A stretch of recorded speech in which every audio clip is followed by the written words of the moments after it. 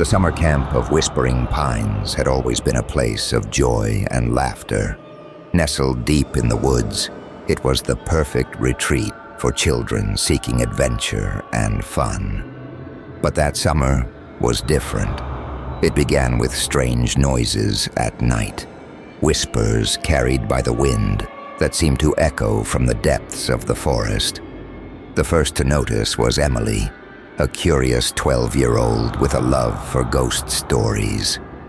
One night as she lay in her bunk, she heard a faint scratching at the window. Her heart raced, but when she looked, there was nothing there but the swaying branches of the trees. She dismissed it as her imagination and fell back asleep.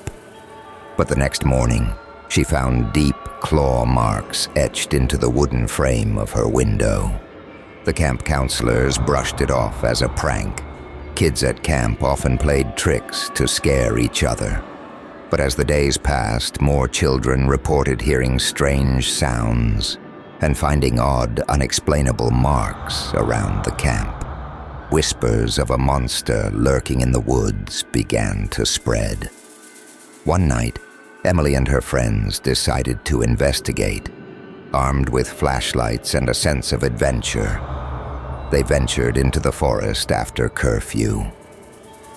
The woods were eerily quiet, and the only sound was the crunching of leaves under their feet. As they moved deeper, the air grew colder, and a sense of dread settled over them. Suddenly, they heard a low growl, followed by the sound of heavy footsteps. The children froze, their flashlights flickering as if in fear. From the darkness emerged a figure, tall and hunched, with eyes that glowed a sickly yellow. Its skin was pale and covered in patches of coarse hair, and its fingers ended in long, sharp claws.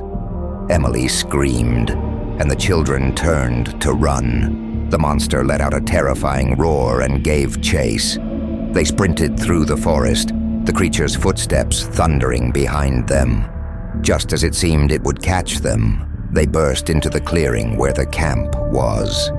Panting and terrified, they stumbled into the counselor's cabin, shouting about the monster. The counselors looked skeptical until they saw the terror in the children's eyes and the claw marks on their clothes. They decided to investigate but found nothing in the woods. No tracks, no sign of the creature. The children were not allowed to go into the woods anymore, and the counselors stayed vigilant at night. But the camp was never the same. The joy and laughter were overshadowed by fear and the whispers of the monster in the woods. As the summer ended, Emily and her friends left Whispering Pines, but the memory of that night haunted them. They would never forget the glowing eyes and the feeling of being hunted. And every summer, the camp would open again, welcoming new children, unaware of the monster that still lurked in the shadows, waiting.